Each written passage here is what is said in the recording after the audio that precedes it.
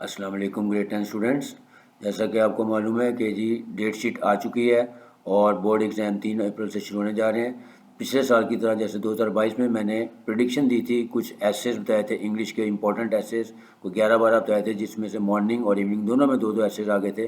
تو بہت سارے بچوں نے پھر کہا کہ جی اس سال کی بھی پریڈکشن کر دیں.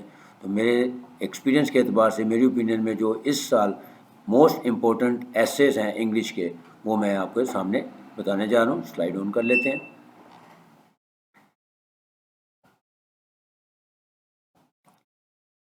Most important essays for class 10 board exam 2023. سب سے پہلے اس میں ایک بات یاد رکھنی کہ جو بورڈ کی ریکوائرمنٹ ہوتی ہے وہ 150 سے 200 ورڈز ہوتی ہے. بہت سارے اسکول میں اکیڈمیز میں یہ کہا جاتا ہے کہ ایسے کی لینتھ جو ہے وہ 5 پیجز پہ ہو، 6 پیجز پہ ہو، 7 پیجز پہ ہو. It is immaterial. ہمیشہ ایسے کے اندر انٹروڈکشن اچھا ہونا چاہیے، اس کے اندر سمیٹری ہونی چاہیے، اسپیلنگ اور گرامیٹیکل مسٹیکس کم سے کم ہونی چاہیے، پراپر کوٹیشنز لگی ہونی چاہیے. تو آپ کے پورے مارکس ملتے ہیں. اور آپ کے جو لینتھ ہے وہ 150 سے 200 ورڈز کے درمیان ہو یا اس کے آس پاس ہو، 200 کے آس پاس ہو تو بھی چل جاتا ہے. تو موسٹ امپورٹنٹ ایسیز میں آ جائیں. سب سے پہلے ہے قائد اعظم محمد علی جناح، پھر my last day at school, courtesy, hockey match یا کرکٹ میچ. امید ہے کہ دفعہ ان میں سے کوئی ایک ایسے ضرور ریپیٹ ہوگا. پھر life in a big city is always very important. پھر دا رینی ڈے اور مونسون سیزن. امید ہے کہ یہ اس دفعہ اس میں سے بھی ایک آدھا مضمون آ سکتا ہے، یعنی یہ دونوں پہ آپ نے ایک ہی مضمون یاد کیا ہوتا ہے. دا رینی ڈے آ جائے یا مونسون سیزن آ جائے تو دونوں کا مٹیریل سیم ہی ہوتا ہے. پھر ہیلتھ ہے.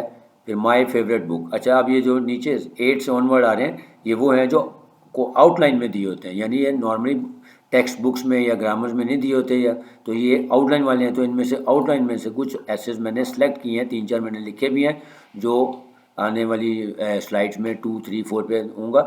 اس میں یہ آؤٹ لائن والے ہیں تاکہ میں نے آپ کو بتایا کہ بورڈ کی ایگزامینیشن کی ریکوائرمنٹ کے مطابق میں نے ان کو تیار کیا آپ لوگوں کے لیے. آپ اس کو پڑھ کے اس کو یاد کر سکتے ہیں اور آپ کے انشاءاللہ میکسیمم مارکس آئیں گے. پھر مزید ہے my favourite book, my hobby, my ambition are true Muslim. اب یہ دونوں بھی میں نے سلیش لگایا ہے. اس کا مطلب اگر آپ نے ٹرو مسلم اچھے طریقے سے یاد کیا ہے تو آپ اس کے انٹروڈکشن کو تھوڑا سا چینج کر کے اس کو مائی ایمبیشن میں بھی لکھ سکتے ہیں.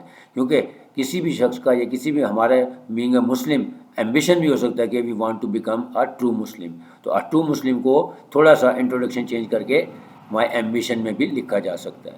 پھر مائی اسکول ہے اور پھر مائی بیسٹ فرینڈ ہے.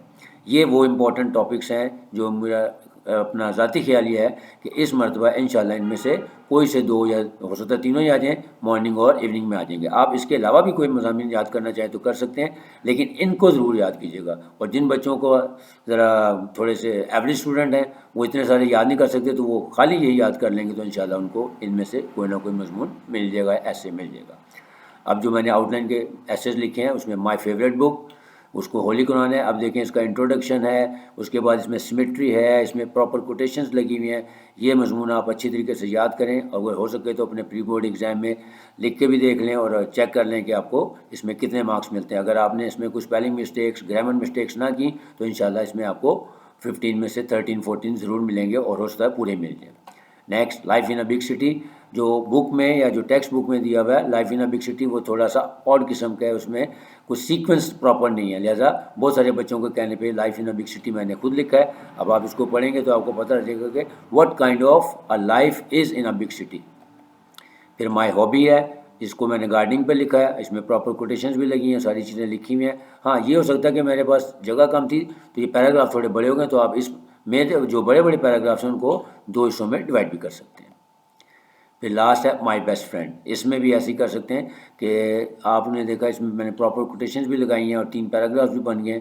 تو یہ وہ سبجیکٹ ہیں یا وہ ایسیز ہیں جو آپ کی کورس آؤٹ لائن میں دی ہوتے ہیں، یعنی جس کی آؤٹ لائن دی ہوتی ہے.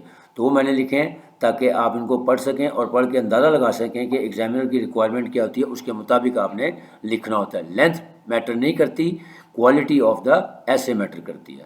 امید ہے آپ کو پسند آ گیا ہوگا. انشاءاللہ اب آپ کو سے میں یہی کہوں گا کہ یہ والے ایسیز آپ نے ضرور یاد کرنے ہیں. اگر اس کے علاوہ کوئی ایڈیشنل ایسیز یاد کرنا چاہتے ہیں تو وہ آپ کی مرضی ہے، لیکن یہ ضرور آپ نے یاد کرنے ہیں.